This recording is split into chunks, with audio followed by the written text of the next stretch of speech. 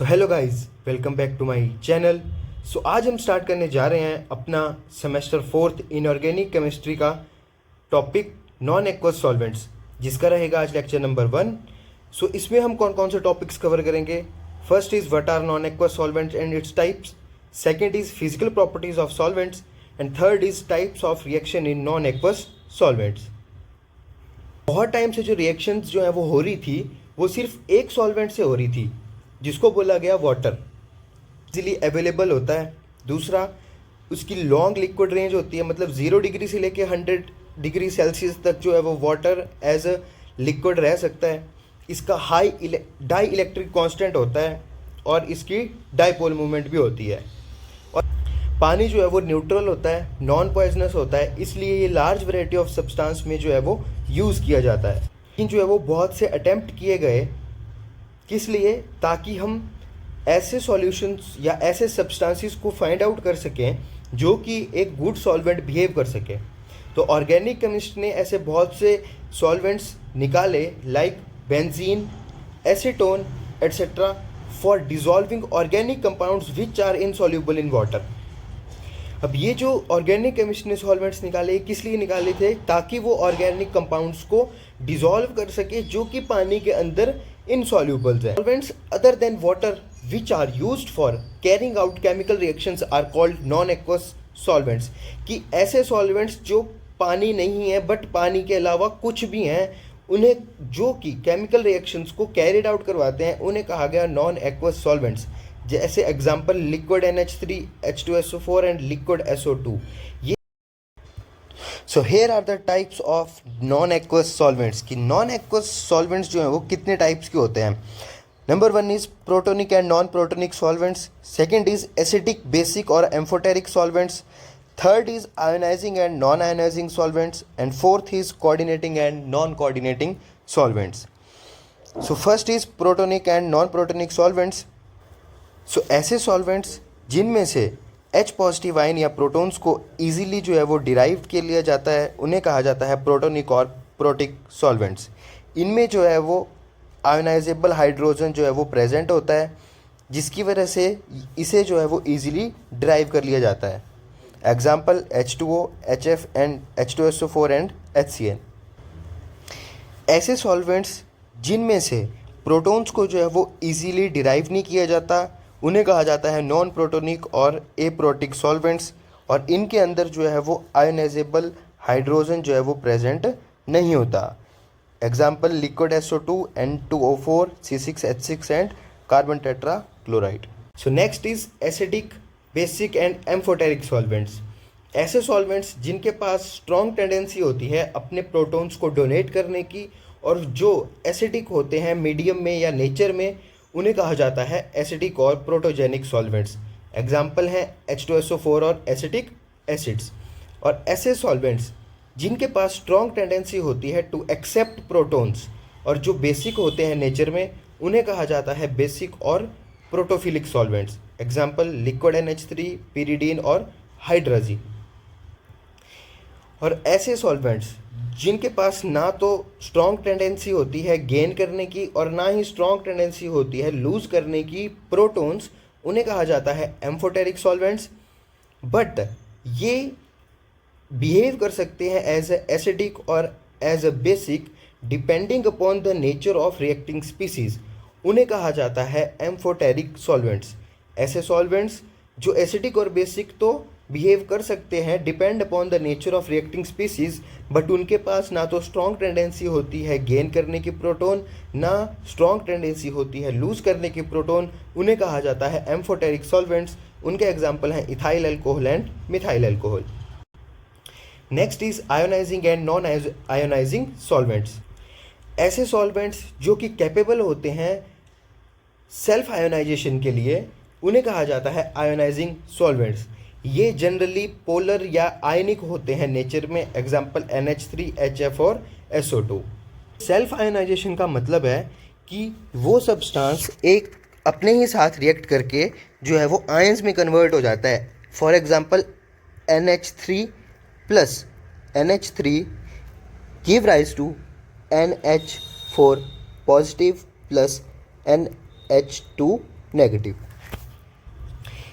Next is ऐसे solvents जो कि आयोनाइज नहीं होते उन्हें कहा जाता है नॉन आयोनाइजिंग सॉल्वेंट्स, और वो नॉन पोलर होते हैं नेचर में। Example C6H6 benzene, CCl4 carbon tetrachloride और hydrocarbons. Next is coordinating and non coordinating solvents.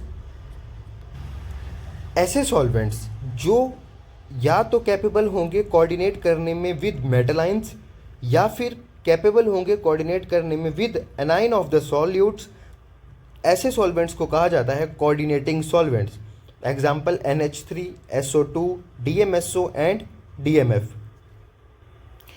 और ऐसे सॉल्वेंट्स जो कि कैपेबल नहीं होते कोऑर्डिनेट करने में विद मेटलाइंस, मेटलाइन के साथ या तो एनाइन ऑफ द सॉल्यूट के साथ, उन्हें कहा जाता है non coordinating solvents. Example are carbon tetrachloride और saturated hydrocarbons. So next is physical properties of solvents. So physical properties of solvent, number 1 is melting and boiling point. Melting and boiling point होता है किसी भी solvent का, वो हमें क्या देता है, वो हमें देता है टेम्परेचर रेंज। वो हमें प्रोवाइड करवाता है temperature range with in which the solvent can exist in liquid state. मतलब कि ऐसे टेम्परेचर रेंज प्रोवाइड करवाता है जिसमें वो सॉल्वेंट जो है वो लिक्विड स्टेट में एग्जिस्ट कर सके। हम ये डिटरमाइन कर सकते हैं कि कौन सा सॉल्वेंट जो है वो किसी ऑब्टेन टेम्परेचर रेंज के लिए यूज़फुल है। जो वाटर है उसकी एक एक्सीलेंट लिक्विड रेंज होती है जो कि 0 degree Celsius to 100 degree Celsius तक होती है, लेकिन जो NH3 और SO2 हैं वो सिर्फ लो टेम्परेचर पे ही एज अ सॉल्वेंट एक्ट कर सकते हैं। Second is heat of fusion and heat of vaporization, कि जो हमारे पास वैल्यू होती है हीट ऑफ फ्यूजन और हीट ऑफ वेपराइजेशन की, वो हमें हेल्प करती है किस लिए, कि जो nature and strength of the forces, जो कि ऐसी फोर्सेस जिन्होंने सॉल्वेंट और मॉलिक्यूल को आपस में होल्ड करके रखा है, उनका नेचर और स्ट्रेंथ जानने के लिए हेल्प करती है। First is heat of fusion, कि हीट ऑफ फ्यूजन होता क्या है। अमाउंट ऑफ हीट एब्जॉर्ब होती है 1 मोल ऑफ सब्सटेंस में, जब वो सॉलिड से लिक्विड स्टेट में चेंज होता है उस अमाउंट ऑफ हीट को कहा जाता है हीट ऑफ फ्यूजन। और जो हीट एब्जॉर्ब होती है by 1 mole of substance to change from liquid to vapour state, उसे कहा जाता है मोलर हीट ऑफ वेपराइजेशन। इतनी ज़्यादा वैल्यू होगी हीट ऑफ फ्यूजन या हीट ऑफ वेपराइजेशन की, उतनी ही स्ट्रॉन्ग इंटरमॉलिक्यूलर बाइंडिंग फोर्सेस होगी सॉलिड्स या लिक्विड्स में। और जो वैल्यू होती है मोलर हीट ऑफ फ्यूजन की वाटर और अमोनिया के लिए, वो जो है वो ऑलमोस्ट सेम होती हैं। मींस उनके अंदर जो फोर्सेस हैं जिन्होंने मॉलिक्यूल्स को आपस में होल्ड करके रखा है, वाटर और अमोनिया के केस में वो भी जो है वो सेम मैग्नीट्यूड की होती हैं। नेक्स्ट इज डाइलेक्ट्रिक कांस्टेंट, कि ये जो डाइलेक्ट्रिक कांस्टेंट की प्रॉपर्टी है, इससे हम क्या मेज़र करते हैं, इससे हम पोलर नेचर ऑफ सॉल्वेंट का मेजरमेंट करते हैं। और ये हमें क्या हेल्प करता है, solubility of polar and non polar substances की इन सॉल्वेंट में। According to force of attraction F is equal to Q negative Q positive over epsilon R square. यहाँ पे Q नेगेटिव चार्ज है, Q पॉजिटिव भी charge है, epsilon जो है वो डाइलेक्ट्रिक कांस्टेंट और R स्क्वायर जो है वो distance between these two charges है। तो यहाँ पे जो फोर्स है वो डाइलेक्ट्रिक कांस्टेंट के इन्वर्सली प्रोपोर्शनल है। मतलब डाइलेक्ट्रिक कांस्टेंट जो है वो लार्ज है तो जो फोर्स है वो स्मॉल है। मतलब कि हमें स्मॉल अमाउंट ऑफ एनर्जी की रिक्वायरमेंट है to separate the ions from the solvents. ऐसे सॉल्वेंट जिनका हाई डाइलेक्ट्रिक कांस्टेंट होता है वो आयनिक सब्सटेंस को इजीली डिसॉल्व कर लेते हैं या फास्टली डिसॉल्व कर लेते हैं। ऐसे सॉल्वेंट्स होते हैं H2 और HF। और ऐसे सॉल्वेंट्स जिनके लो डाइलेक्ट्रिक कांस्टेंट होता है वो आयनिक सब्सटेंस को इजीली डिसॉल्व नहीं करते, मतलब सॉल्युबिलिटी जो है वो डिक्रीज़ हो जाती है। ऐसे सॉल्वेंट्स हैं NH3 and SO2। Now fourth is dipole movement. जो डाइपोल मूवमेंट है वो रिलेट करता है किससे, पोलैरिटी ऑफ बॉन्ड से इन अ मॉलिक्यूल की। मॉलिक्यूल के अंदर जो बॉन्ड है वो पोलर है या नॉन पोलर है। Greater the polarity of bond the larger is it's dipole movement. जितनी पोलैरिटी होगी बॉन्ड में उतनी ज़्यादा उसकी डाइपोल मूवमेंट होगी। ऐसे सॉल्वेंट्स जिनकी हाई डाइपोल मूवमेंट होती है उनकी ग्रेटर टेंडेंसी होती है टू डिसॉल्व आयनिक और पोलर सब्सटेंसेस। ऐसा क्यों? क्योंकि जो ग्रेटर पोलैरिटी है उसकी वजह से जो सॉल्वेंट और सॉल्यूट मॉलिक्यूल्स की जो बॉन्डिंग है वो स्ट्रांग होती है और वहाँ पे लार्ज सॉल्वेशन एनर्जी रिलीज़ होती है। ये सॉल्वेशन एनर्जी रिलीज़ हुई, इसकी वजह से जो सॉल्यूट है वो इजीली डिसॉल्व हो जाता है। Next one is viscosity. It is a measure of fluidity of the solvent. कि फ्लूइडिटी को मेज़र करने के लिए हम विस्कोसिटी का यूज़ करते हैं और ऐसे सॉल्वेंट्स जिनकी लो विस्कोसिटी होती है उनकी फ्लूइडिटी ज़्यादा होती है। मतलब जो विस्कोसिटी है वो इन्वर्सली प्रोपोर्शनल होता है फ्लूइडिटी के। ऐसे सॉल्वेंट्स जिनमें लो विस्कोसिटी होती है उनमें ऐसे operations like precipitation, crystallization, filtration, ये सारे जो ऑपरेशंस है वो किसी भी डिफ़िकल्टी के बिना जो है वो ऑपरेट होते हैं। लेकिन जैसे ही विस्कोसिटी बढ़ती है किसी भी लिक्विड की, ये ऑपरेशन जो है वो इजीली परफॉर्म नहीं होते, इनकी डिफ़िकल्टी जो है वो बढ़ना शुरू हो जाती है। तो next is types of reactions in non aqueous solvents. कि जो नॉन एक्वस सॉल्वेंट्स हैं उनमें कौन कौन सी टाइप्स की जो है वो रिएक्शंस जो है वो पॉसिबल होती हैं। सो फर्स्ट इज़ प्रेसिपिटेशन और मेटाथेटिकल रिएक्शंस। सो ऐसी रिएक्शंस जिनमें जो प्रेसिपिटेशन है वो किसकी वजह से अक्कर करती है? मिक्सिंग ऑफ टू सॉल्यूशंस, उन्हें कहा जाता है प्रेसिपिटेशन और मेटाथेटिकल रिएक्शंस। ये रिएक्शन जो है वो तभी पॉसिबल होती हैं जब हमें जो कंपाउंड जो है वो फॉर्म्ड हो रहा है उसकी जो सॉल्युबिलिटी प्रोडक्ट की वैल्यू है वो हमें पता हो। और ये जो वैल्यू है ये किसके ऊपर डिपेंड करती है? Nature of solvent used. Example, ये 2AgNO3 plus BaCl2 in the presence of water give rise to 2AgClPpt plus BaNO3 2. Another example, in liquid ammonia 2AgCl plus BaNO3 2 give rise to BaCl2PPT plus 2AgNO3. These types of reactions are called as precipitation or metathetical reactions.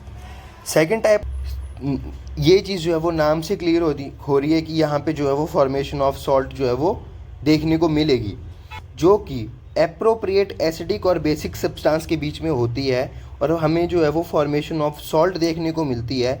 In reaction को बोला जाता है salt formation reactions.